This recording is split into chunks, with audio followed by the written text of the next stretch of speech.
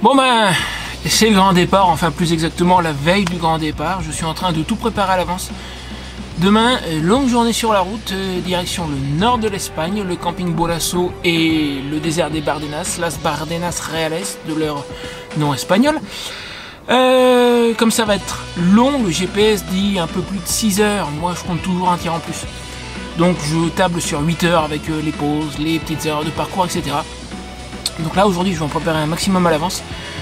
Fonlevent est dehors, elle va exceptionnellement dormir dehors. Là dans l'immédiat, tout ce qui peut rentrer dans les sacs à l'avance, rentre dans les sacs à l'avance.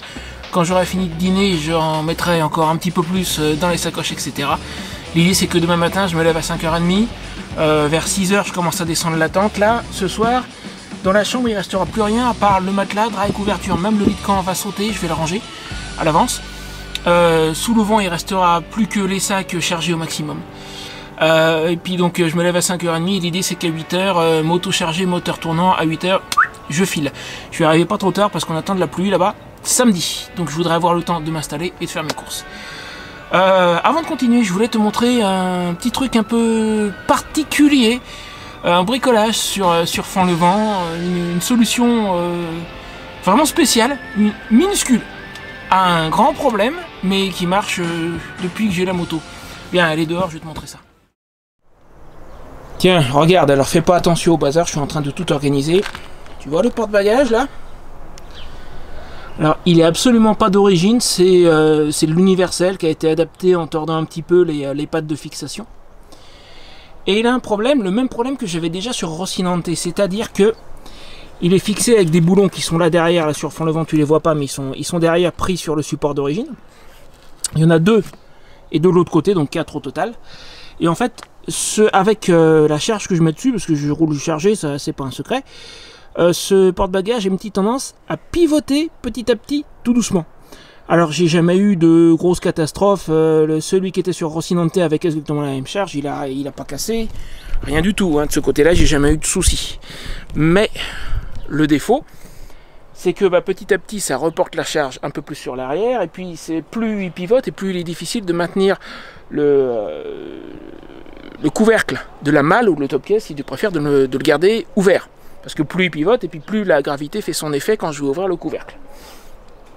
Alors sur Rocinante, j'avais pas de solution, je pouvais pas l'empêcher si ce n'est le relever une fois de temps en temps. Sur Fonlevent, il y a une solution, alors elle est minuscule.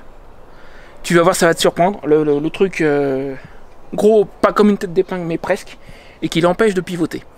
En fait, quand j'ai eu Fonlevent, je me suis aperçu qu'il y avait le même problème. Tu peux serrer les boulons tant que tu veux, il n'y a rien à faire, ça pivote. J'ai réalisé que par rapport à Rocinante, il y a un truc en plus. Regarde. Il y a ce grand assemblage à l'arrière sur lequel sont fixés les feux et la plaque. Et j'ai vu sur certaines photos de porte-bagages officiels d'origine qu'il y a des porte-bagages qui viennent se fixer sur cet assemblage. Moi, quand le mien a commencé à pivoter, il a commencé à embarquer une petite pièce en caoutchouc qui était là derrière. Donc vu qu'elle était naze, je l'ai enlevée. Derrière, il y a un trou. Et j'ai mis, regarde bien, alors j'espère que ça va être visible à la caméra. J'ai mis une toute petite vis avec une pièce en plastique qui fait office d'entretoise. Je sais pas si ça va vraiment être visible, j'aimerais bien. Attends, il n'arrive pas à faire le point. Ah, voilà. Ça y est, il a eu du mal à faire le point. Alors j'espère que tu vas la voir. La pièce en plastique est noire en fait. Mais il y a une minuscule petite vis. Et comme le porte-bagages affleure tout juste, c'est pour ça qu'il a abîmé la pièce en question, la pièce en caoutchouc qui était là à l'origine. Comme il affleure, juste en mettant cette vis, et attends, je vais essayer de te montrer sous un autre angle. Regarde, voilà, on la voit par l'extérieur. Juste avec cette petite vis, un boulon, et donc côté intérieur, il y a une entretoise en plastique, là on la voit à peu près. Le porte-bagages vient affleurer juste là. Et rien que ça, ce petit truc minuscule qui fait, regarde par rapport à mon doigt, hein, plus petit que mon index, d'accord? Et ça l'empêche de pivoter. Et grâce à ça, depuis, ça fait des milliers de kilomètres. Depuis que j'ai la moto, je sais pas, peut-être 4000 km qu'il est dessus. Je suis venu jusqu'à Alicante depuis la Normandie et ça bouge pas. il pivote pas. Au début, je me disais, comme le boulon est à peine pris, parce que la vis est un poil courte, il est à peine pris dessus. Je me disais, je risque éventuellement de le perdre en roulant, bon, ça sera pas dramatique. Eh ben non, il bouge pas. Il bouge pas, il tient. Alors, il va de soi que cette minuscule petite vis ne tient pas tout le poids. Le poids, la vaste majorité du poids, est tenu par les gros boulons qui sont sur le support d'origine. On est bien d'accord, par les 4 gros boulons. Mais cette petite vis permet juste d'éviter que l'ensemble ne pivote.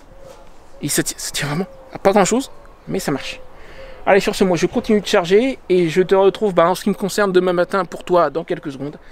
Une fois que tout sera prêt, demain matin je plie la tente, je charge et à 8 h normalement, direction le nord de l'Espagne. Bon, l'aube commence tout juste à poindre, il est un tout petit peu plus de 7 h du matin. Pour une fois, je pense que je vais être dans les temps. J'ai dit, enfin je me suis dit à moi-même que je voulais être parti pour 8 h, c'est-à-dire 8 h sur la moto chargée, moteur tournant. Il me reste à peu près 50 minutes. Je devrais être à peu près dans les temps. Si tu regardes derrière moi, c'est ma parcelle, enfin c'était ma parcelle, j'ai évacué les lieux ce matin. La tente est descendue, il reste quasiment plus qu'elle, tout le reste est dans les sacs. Voilà. Et bah, il n'y a plus qu'à quoi. Il n'y a plus qu'à tout charger. Et on file. Ouais, je pense que pour 8 h, j'y serai, sans problème. Les arceaux sont encore dans la tente, faut que je les défasse. J'en ai pour, je sais pas, 20 minutes pour rentrer la tente. Après, faut tout charger sur la moto. Ouais, en moins de 3/4 d'heure, pour 8 h, je suis bon, je pense.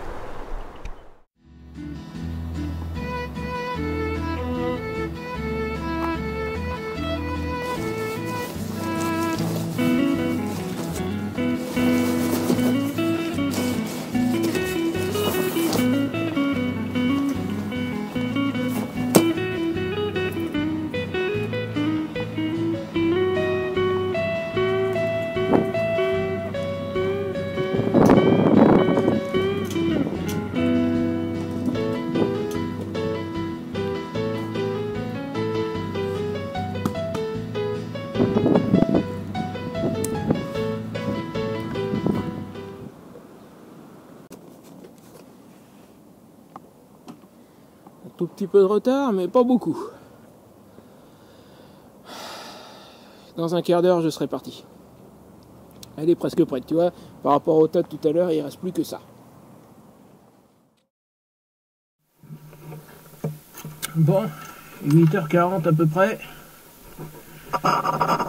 J'ai un peu de retard, mais c'est pas catastrophique. J'ai connu pire. Allez, on va la mettre à chauffer un petit coup. C'est parti.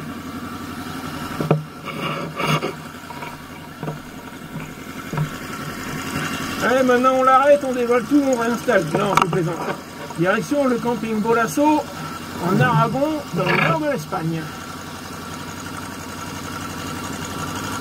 Allez, mon ami, on se voit en octobre.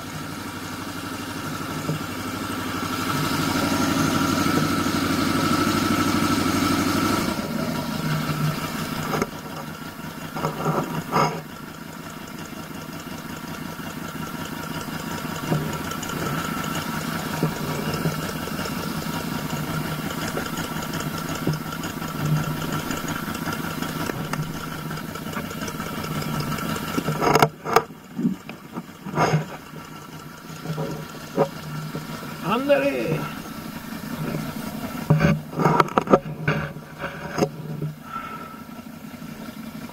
Yep.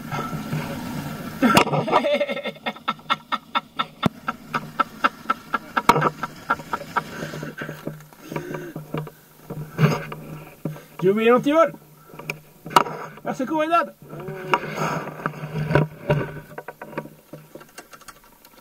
¿Y no puede doblar el volante? No puede doblar. ¿El bloqueo? Sí, existe, pero es muy complicado. Eso es más fácil.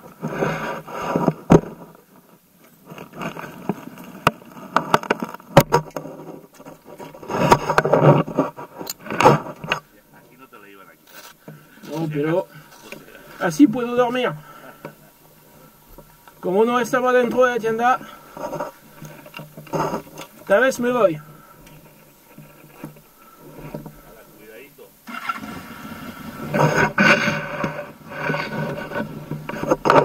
Despacito, no corras. Tranquilo.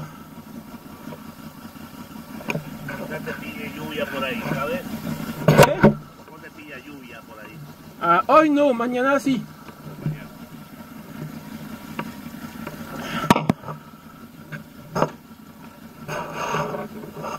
Con neumático en lluvia, cuidado. Vamos. Voilà, bon voyage. Merci, gracias.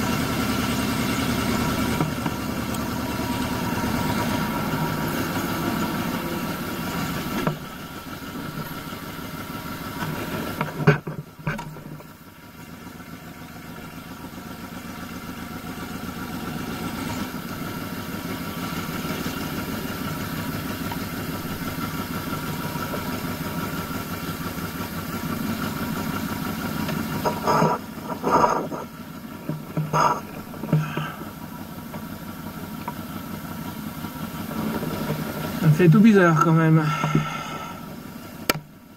Allez, go. Je suppose qu'il va me faire rattraper la grosse route, qui est un peu plus loin. Allez, je coupe la caméra, je te retrouverai plus tard. Là tout de suite, c'est pas la peine. C'est juste de la route.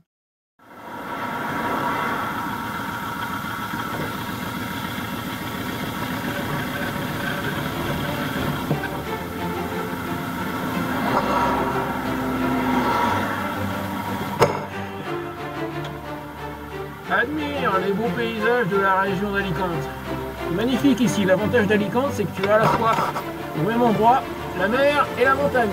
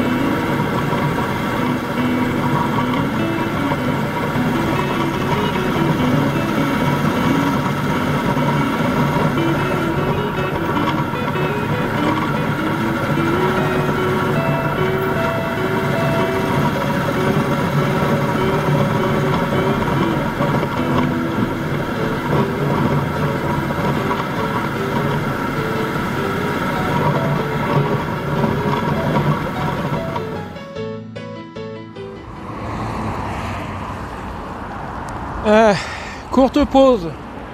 J'en avais besoin, hein. J'ai fait pas tout à fait 200 km, un tiers de mon trajet. Le GPS dit un peu moins de 600. Voilà. J'ai prévu mes arrêts essence à 200 km. L'autonomie de Font-le-Vent, normalement avec les bagages, est de 240 avant allumage du témoin de réserve. Mon troisième arrêt essence, évidemment, c'est à mon arrivée, c'est à Herrera de los Caballeros. Du samplon 98 à 1,64 €. Alors je ne sais pas si tu vas le voir d'ici, on est un peu loin, c'est la station où je viens de m'arrêter à l'instant. 1,64 €, là je suis juste avec mon téléphone, hein, donc niveau zoom et qualité du zoom, je vais même pas essayer. Bon, ça c'est des prix qu'on n'a pas en France. Après, sur la suite de mon trajet, des prix pareils, il n'y en aura pas d'autres. Alors tu sais, je me sens un peu... Enfin, c'est un sentiment partagé, quoi. J'étais bien tranquille, bien relativement confortable à Campello avec des amis, un lieu que je connais, ça représente un peu la sécurité. Mais en même temps, je crois que je suis devenu un peu accro à cette vie. J'ai besoin au bout d'un moment de partir. Je suis accro. Je pense que c'est le terme. Je suis accro. Donc ça me fait du bien aussi de partir. Bref. Là, s'il disait, oui, j'en oublie la moitié. D'ailleurs, s'il disait que ça n'a pas été évident, tu as dû voir tout à l'heure que mon GPS m'a fait passer par la montagne en quittant Alicante. Alors, j'ai pas tout filmé, j'ai arrêté la caméra un peu trop tôt en fait. Parce que derrière, j'ai passé un petit col bien sympathique, bien joli. Par contre, on a beau être dans le sud de l'Espagne, il ne faut pas oublier qu'on est aussi le 1er mars. Et j'ai un petit peu regretté de ne pas avoir mes gants d'hiver. Sincèrement, là, exceptionnellement, d'habitude dans la région, j'ai vraiment pas besoin, mais là-haut, vers 9h30 du matin, un 1er mars, froid les mimines. J'en ai parlé d'ailleurs dans une vidéo récente, je te mets le raccourci en haut, où j'ai parlé du confort à moto et entre autres le fait d'avoir, moi j'ai des gants chauffants, mais que sur ce coup-là, j'ai pas emmené avec moi, ils sont restés en France les gants chauffants. Et là, exceptionnellement, je pense que j'aurais pas regretté de les avoir. Bref, sur ce, moi j'ai encore pas mal de route, je voudrais arriver pas trop tard. Donc je pense que je vais très certainement te retrouver en arrivant au camping Bolasso, près de Herrera de los Caballeros, donc c'est en Aragon, c'est ma destination pour aujourd'hui. Allez, à tout de suite. Enfin tout de suite, moi je m'en ai encore pour des heures.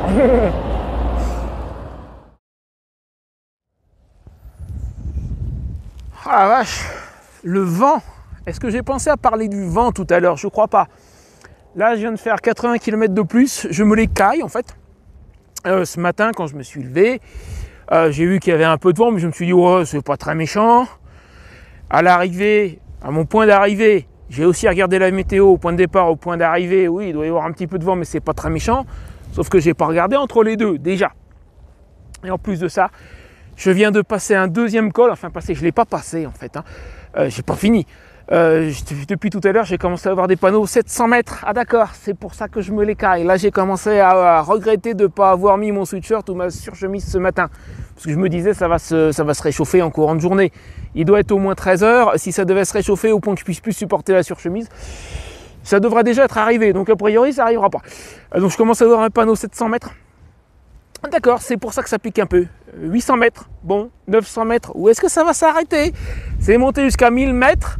Et ça fait un moment que j'ai passé le panneau 1000 mètres, j'ai pas attaqué la descente, là je dois être sur un plateau encore, c'est en plein vent.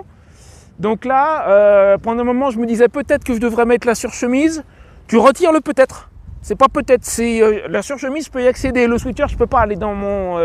le sweatshirt il est dans le sac jaune, là, le sac étanche, où il y a mes vêtements, mais la surchemise par précaution, je la garde toujours dans une des sacoches de Font-le-Vent, et sur Font-le-Vent je peux les ouvrir, avec Rocinante je pourrais pas, sur Font-le-Vent je peux.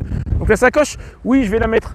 Et chercher un endroit pour m'arrêter manger, puisque j'ai de quoi manger avec moi, mais là c'est en plein vent, je vais peut-être attendre la prochaine pause.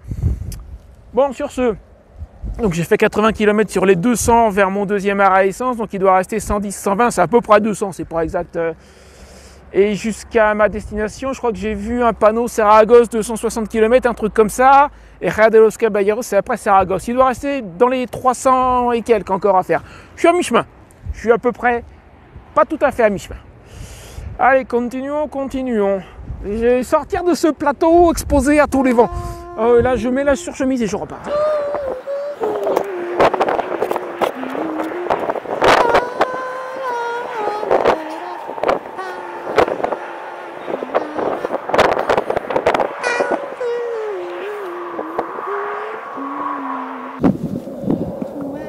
Comme ça devrait aller beaucoup mieux, je pense.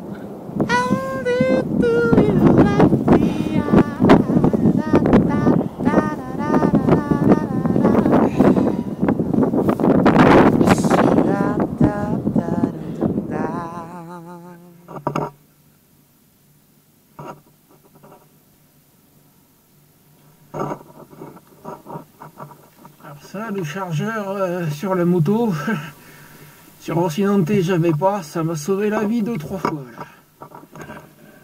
Le téléphone slash GPS en permanence, plus le problème de batterie du téléphone. Ah oui c'est vrai. Je vais laisser en première, à cause de la pente. Hop, frein arrière, embrayage. Allez, on file. Tirons-nous.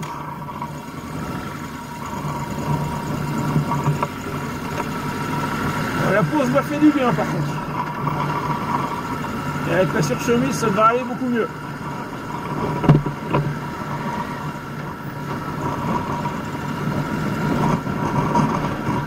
À 23 vers Teruel, à 23 Valencia, ça m'intéresse pas.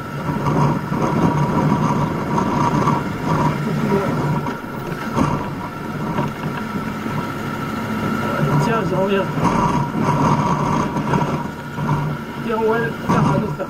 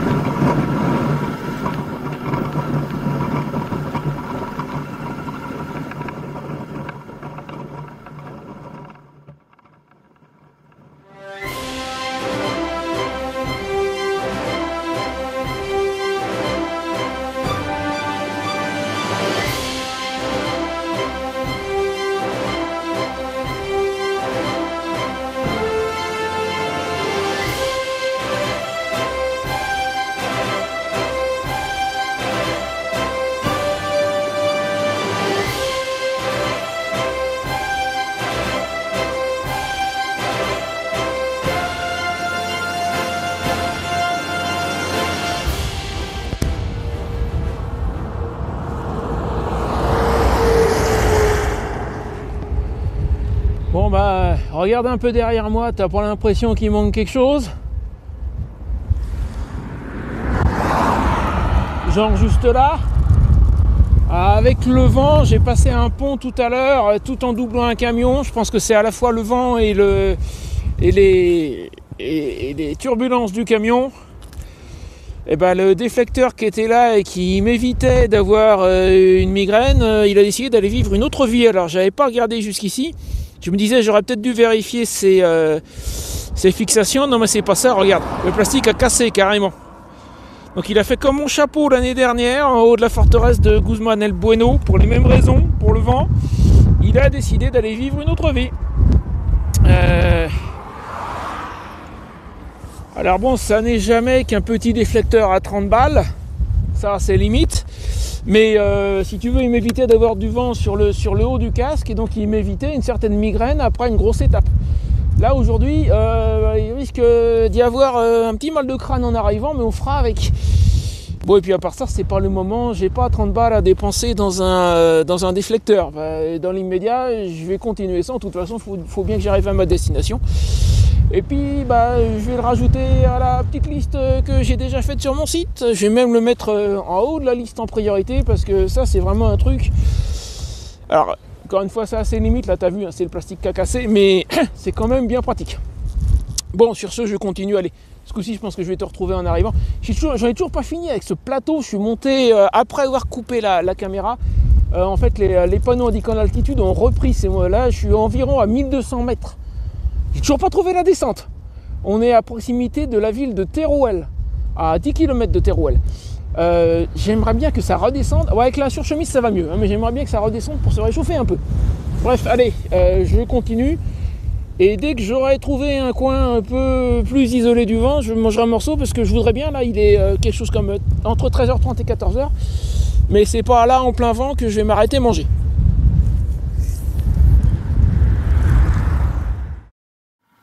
Bon, j'y suis presque. Herrera de los Caballeros est en fait derrière moi. J'ai pas eu l'occasion de te montrer. Je suis passé à côté.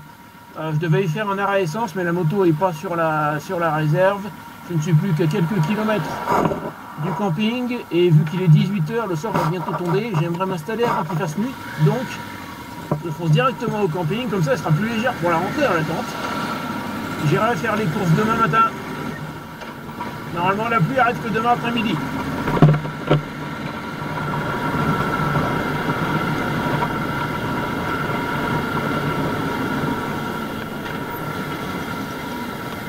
El Bolasso, le panneau là, juste devant.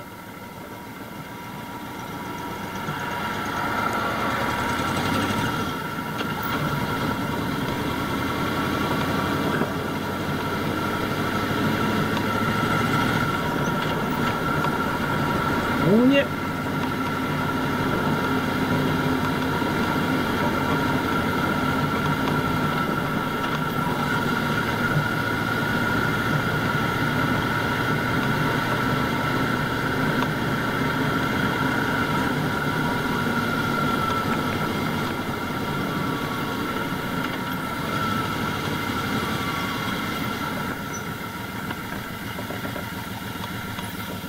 Voilà.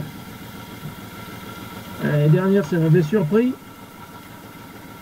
Parce que tu crois arriver dans un camping, il y a des panneaux et tout. Et puis là, il voit une allée comme ça, il n'y a rien. Un peu plus loin, on va tomber sur le restaurant. Puis je cherchais l'entrée du camping. Et ben en fait, elle est tout au bout, plus loin en fait. C'est ça, quand tu le sais pas au début, là tu crois que tu es censé être dans le camping, mais il n'y a pas eu d'entrée, il n'y a rien.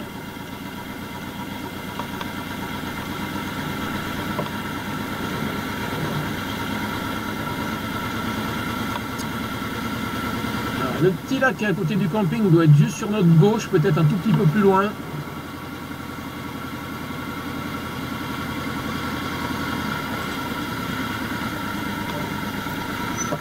Alors, attends. Non, il n'est pas à gauche. Voilà, c'est par là. Là, il faut le chercher, le camping. Hein. Voilà. L'année dernière, je me suis retrouvé là et puis je me disais... est-ce qu'ils ont mis le camping? Là, tu vois, à notre droite, il y a la cafétéria, il y a le restaurant. Eh ben, en fait, il faut continuer.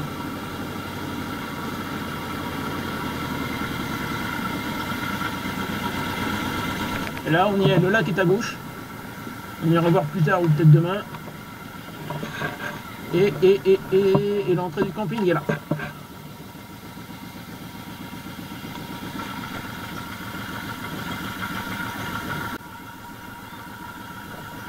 C'est la moto sur le côté, je vais aller m'enregistrer, je te retrouve après. Hop, on va la poser là. Ça, j'aimerais pas.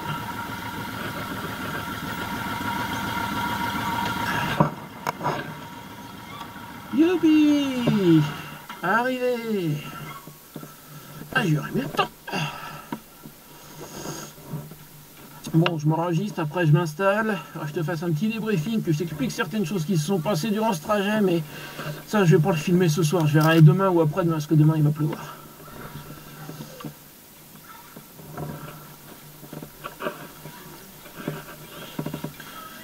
Pour le moment, tout ce qui m'intéresse, c'est de m'installer. Alors ça y est, je me suis enregistré. Super cool, le gars de la réception, il m'a indiqué une zone où je serais bien à l'abri du vent. On va faire comme il a dit le monsieur.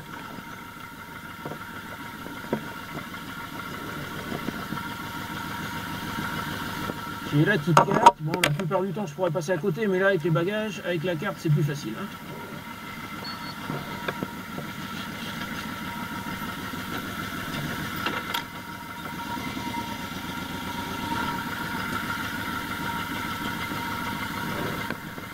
Derrière moi, on va fermer la pochette, ça sera mieux. Peut-être de perdre bêtement quelque chose.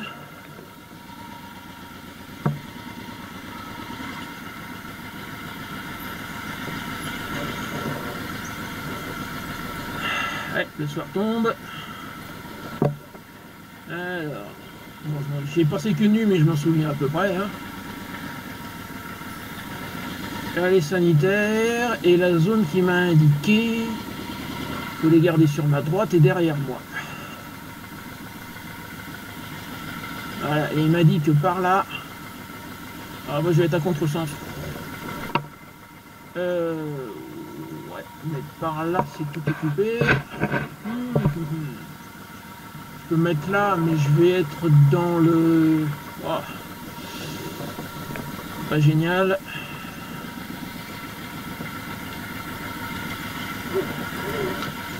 Donc croisement, c'est ça que je voulais pas. Alors.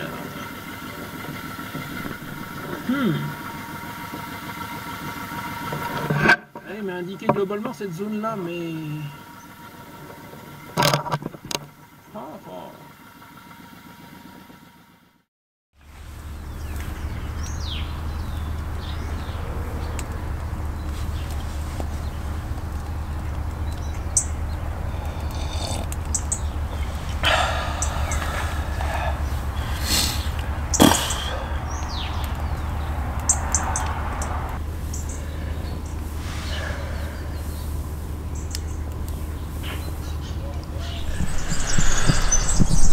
Bon, et ben ça y est, me voilà arrivé depuis quelques jours déjà. Je suis donc au camping Bolasso, à côté de Ejea de los Caballeros. C'est au nord de l'Espagne, en Aragon, si je dis pas de bêtises, ou Navarre. Enfin, on est à la limite de l'Aragon et de la Navarre.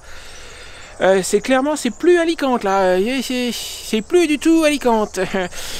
Mais on va en reparler, on va faire un petit récapitulatif de ce voyage, de mon arrivée, parler rapidement du camping. Mais pas ici, là je suis sur mon emplacement. Juste à côté, il y a un petit lac que j'ai montré l'année dernière. Je suis passé, pour ceux qui n'auraient pas suivi, je suis resté juste une nuit ici. Et lors de mon retour en France, j'ai fait étape, parce qu'on est au pied des Pyrénées en fait. Ce camping était sur ma route et à l'époque je n'avais pas réalisé qu'il y avait des prix aussi intéressants. 190 € électricité comprise le mois hors saison. C'est vraiment pas cher. Donc l'année dernière je suis resté juste une nuit. Et j'ai découvert ce petit lac, donc on va y aller pour parler de tout ça et conclure la vidéo. Là-bas, il vaut vraiment le coup d'œil. Je pense que c'est l'attraction de ce camping. Ce lac, c'est vraiment, enfin, il est bien placé. Il est bien placé, ce petit camping. Allez, on y va et je t'explique tout ça.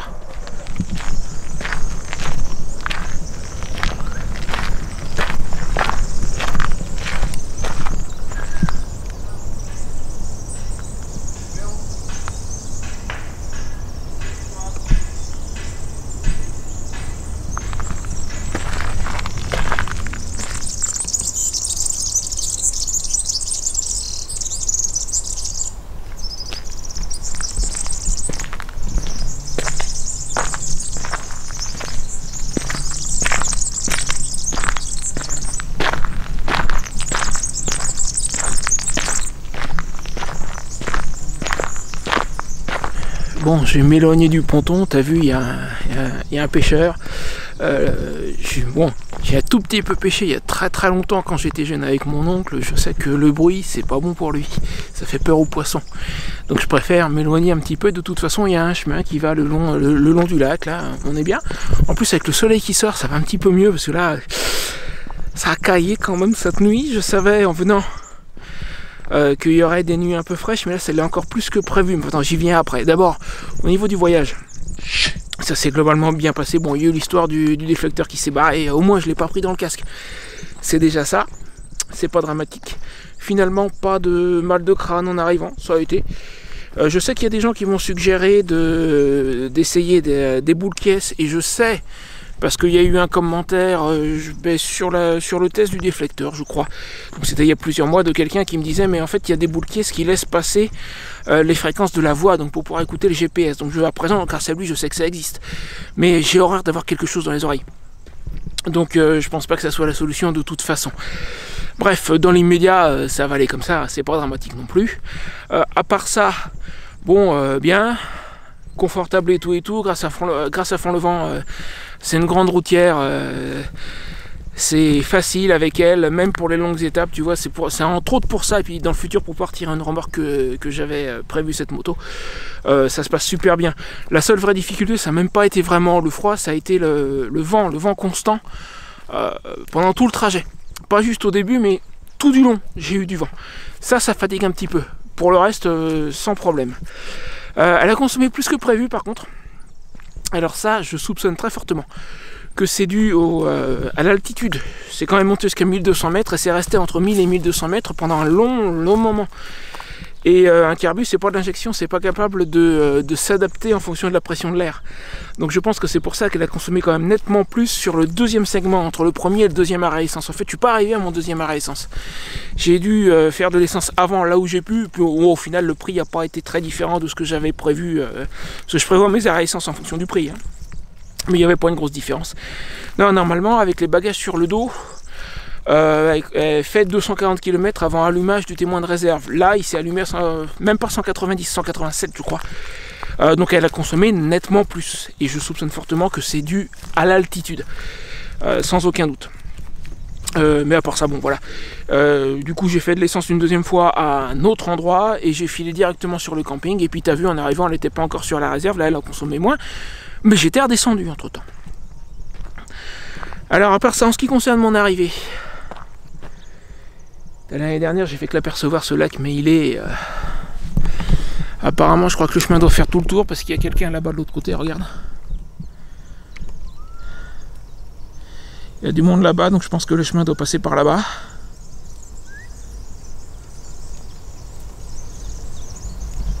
Après, j'ai vu quelqu'un marcher, mais le choper à la caméra, c'est une autre histoire. Tiens, là, regarde, il y a quelqu'un là. Le chemin doit aller par là-bas. Il est joli ce petit lac.